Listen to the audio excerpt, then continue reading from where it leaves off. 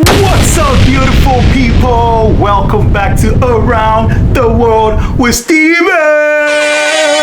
Yes, if you're new here, welcome. If you're not new here, you're still welcome anyway. Please like, share, subscribe if you like what you're seeing, so we grow as a family. You're my family. Come on. All right, today we got one for you. It's very interesting. Back to MrBallen. Yes, and it says top 3 strange but true, the most tragic prank. Oh my goodness, the most tragic prank. How can pranks lead to you being on MrBallen stories? Oh man, so let's check it out. If you like what you see, like, share, subscribe. Love you all. Let's get it. Sometimes the truth is stranger than fiction. And today we're going to look at 3 stories that demonstrate that. But before we get into those stories, if you're a fan of the strange, dark, and mysterious delivered in story format, then you've come to the right place, because that's all we do, and we upload once a week. So if that's of interest to you, please invite the like button to go on an all-expenses-paid trip to Venice, Italy, and the second you're both in a gondola, push them into the canal. Also, please subscribe to our channel and turn on all notifications so you don't miss any of our weekly uploads. Okay, let's get into today's stories.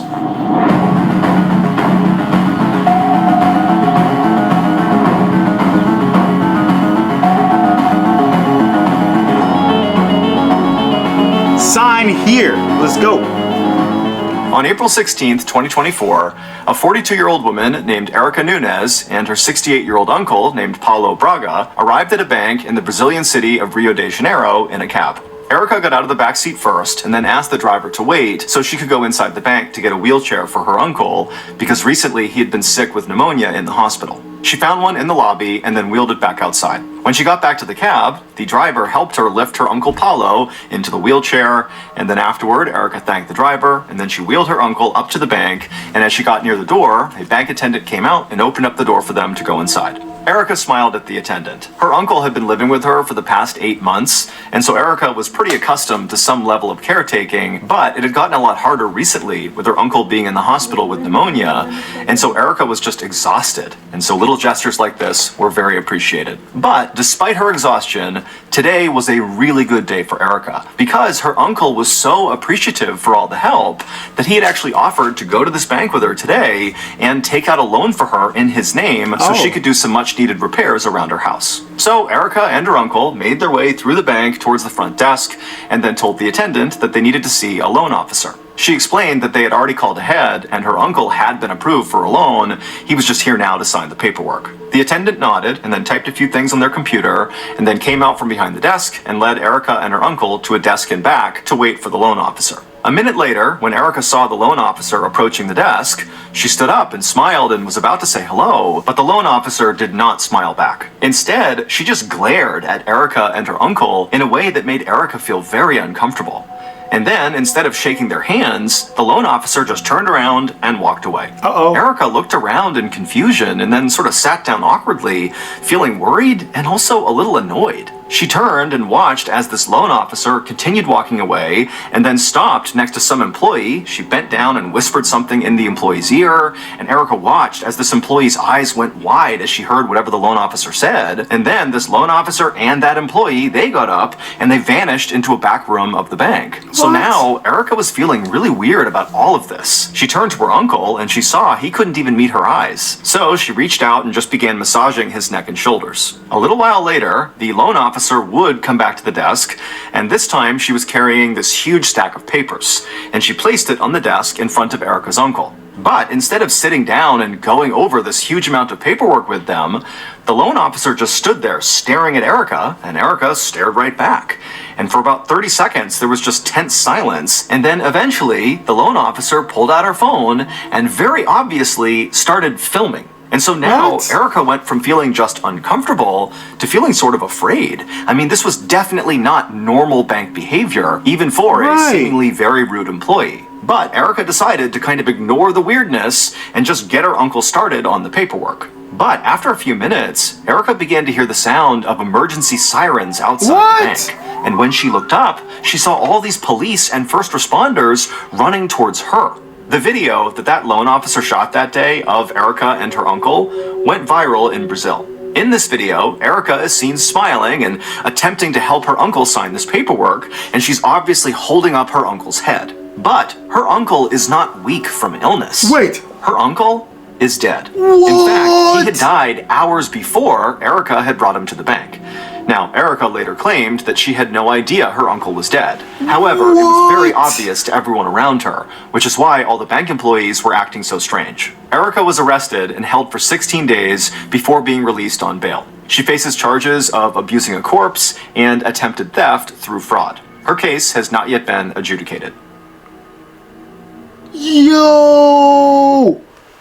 Her uncle was deceased and she carried the corpse, put the corpse in a taxi, drove all the way to the bank, lying to... Yo! Some people are sick. Bro, this is ridiculous. Sheesh.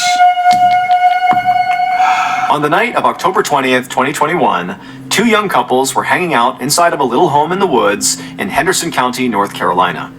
The couples were Rachel and her fiancé Chris, and their friends Autumn and Jake, whose home it was. Rachel and Autumn were in the kitchen preparing to dye Rachel's hair over the sink.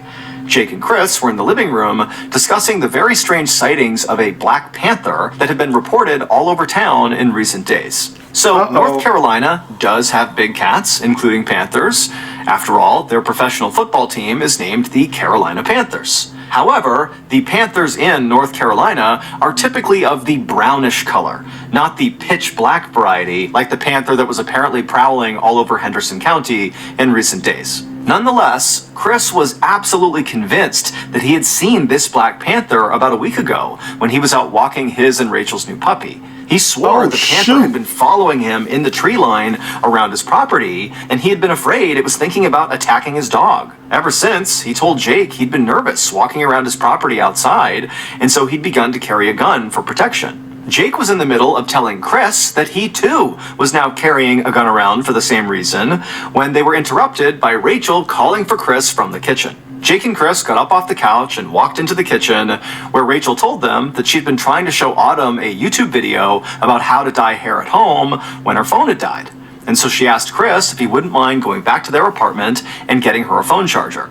Now, obviously, Chris was not thrilled about going into the woods at night, with this panther roaming around, but he loved his fiancée and would do anything for her, and he had his gun, so he said he would go. And as Chris headed to the door to leave, Jake said, "Hold on a minute." He grabbed his flashlight and grabbed his gun and told Chris he would tag along and watch his buddies back. The two guys said they'd be back in a minute, and then they walked out the door. A light wind rustled the leaves of the trees as Jake and Chris set out on the little path that connected their two homes. They both stayed absolutely quiet as they walked, because they wanted to make sure they could hear any indication of this panther being nearby. But all they could hear was the wind, some crickets, and an owl hooting in the distance. But about halfway down the path, Chris suddenly heard something coming from the woods and instinctively shot out his hand to stop Jake in his tracks. They both froze, and then Jake raised his flashlight and shined it at the underbrush where Chris was saying he had heard noise. And for a second, all they saw were green leaves. But then two eyes opened up and reflected back at them. The two men gasped and instinctively reached for their guns, but before they had to draw and do anything, this creature emerged from the underbrush, and it was just a raccoon. Chris and Jake laughed in relief and then continued walking down the path to Chris's house. They went inside, got Rachel's charger, and then they left and stepped back into the woods. But now, as Chris and Jake walked along this dark path, something just felt different. The crickets seemed to have gotten quieter and the wind had picked up. The owl that had been hooting before must have flown away because it was now strangely quiet, except for the sound of their footsteps and the wind in the trees. They were about 40 feet away from Jake's house when they suddenly heard a twig snap to their left. And so the two men turned to face the noise, and as they did, they heard another sound, a low, raspy growl. And so Jake aimed his flashlight at the bush where these noises had come from, and this time it was obvious it was not a raccoon. Because the bushes were literally shaking like some enormous animal was inside of them. And so the two men looked at each other with wide eyes, and without saying a word, they both knew they were thinking the same thing. It's the panther. Start shooting! So the two men drew their guns and they aimed it at the bush, hoping that this thing would just take off back into the woods. Start shooting! But it didn't. The bush continued to shake like whatever it was going to leap out. And so the men just opened fire, and they kept on shooting until they heard a new horrible sound. What? And the second they heard it, they dropped their guns. It would turn out that was not a panther. What? After Chris and Jake had left the house, Rachel and Autumn decided to pull a prank. They had found some expired eggs in the fridge, and they had decided they would go hide in the bushes near that pathway and pelt the guys with them. When Rachel saw Chris and Jake approaching, she tried to crouch down lower in the bush so as not to be seen, but as she did, she stepped on a twig. And at the same time, in anticipation of their prank, the women started to laugh. They tried to stifle their laughter, but that only made them snort and shake the bushes. And that combination of noises, oh the my snapped gosh, twig, the stifled laughter, which sort of resembled a short raspy growl, and the shaking bushes, signaled to the guys that this was no prank. This was the panther, and if they didn't act, it might attack them. And so they drew their guns, and they began to shoot, until they heard Autumn scream out in horror. Tragically, by the time they had stopped shooting, it was already too late for Rachel. She had been shot to death. Law enforcement did an investigation into the shooting, and they declared it was just a horrible accident. Everybody was sober, and the two men were carrying their weapons legally, and so no one was ever charged with Rachel's death. And to this day, no one has ever gotten solid evidence that that Black Panther even exists.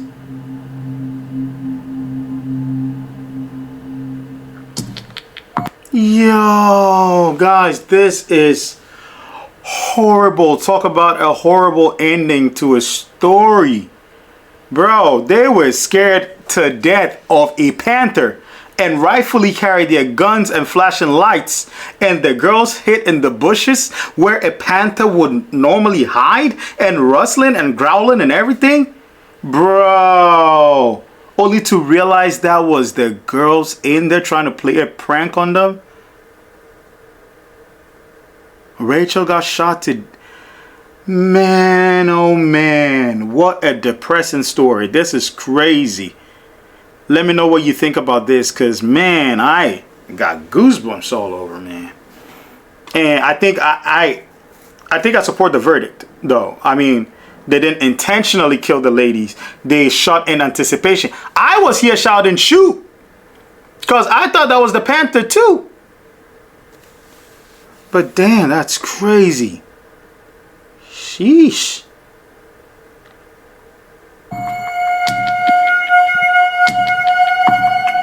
On a snowy morning in 1972, 22-year-old Sotria Kritsonis sat at her bus stop in Seattle, Washington, adjusting her knit cap against the cold. The hat actually still felt pretty weird on her head because just a few days earlier, she had cut her brown hair super short, and so she wasn't quite used to it yet. But despite that, she loved her new hair. In fact, she'd deliberately worn this big hat to hide her haircut, because this would make the reveal to her friends at school that much better.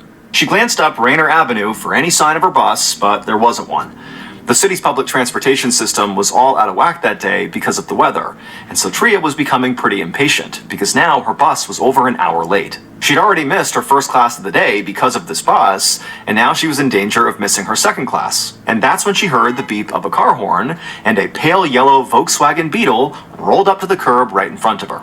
So Tria had to squint through the snow, but she could see the silhouette of a man in the driver's seat of this car, and he was rolling down the window of the passenger side and kind of waving her over. Curious, she walked up to the now open window and leaned in, and the warmth coming from inside the car felt great. And this is where Sotria got her first real look at the driver. He was a good-looking guy in his 20s, he was well-dressed, pleasant-seeming, just an overall normal-looking person. He explained that he'd actually been driving on Rainer Ave for a while, and he hadn't seen a bus in a long time, and so he offered to give Sotria a ride to her school. But remember, this is the 1970s, and hitchhiking at the time in America was pretty common, especially on the West Coast where Sotria was. And so pretty quickly, she agreed to get in, because she knew this likely was her best chance at making it to school for her second class, and she was freezing. And pulled back onto Rainer Avenue, so Tria sat back in the seat, enjoying the warm air blasting out of the vents. And as she did, she looked out her window at the familiar route passing by. So Tria was about to apologize to this guy for making him drive so far out of his way when she heard him turn on his blinker. He was preparing to turn right. And this struck Sotria as odd because as she had explained to him back on the curb, her school was a straight shot down Rainer Ave. Uh-oh. There was no need to turn. So what was he doing? So Tria looked over at the man, expecting him to explain why they were taking this sudden detour. But the man just stared straight ahead. Yo! And then a moment later, she heard the blinker turned on again, and she looked up and saw they were about to merge onto Interstate 5 southbound, which was definitely not the way to Sotria's school. And Yo! now Sotria felt a pang of fear. She opened her mouth to tell this guy he was going the wrong way, but he cut her off. And he looked at her and he said, "You know, it's a terrible idea to take a ride from a stranger." Whoa! The man kept on talking as he merged onto the highway, but Sotria was not listening at all. Instead, she was fixated on what he was doing with his right hand. His left hand was on the wheel, but with his right hand, he was fishing for something underneath his seat. And so Sotria's mind began to race. Without taking her eyes off of this man and what he was doing, she traced with her hand and felt for the door handle. But she couldn't feel it. And then she turned and realized there was no door handle. It had been removed. Just then, the man stopped rummaging around underneath his seat. Yo, this is the scariest thing ever. You get a ride from a stranger, try to open the door to ran. The stranger tells you it's a bad idea to get a ride from a stranger, and he's trying to look for something, possibly a gun, from under the seat. You're trying to open the door to ran, and you realize the door was taken off. You can't go anywhere. What?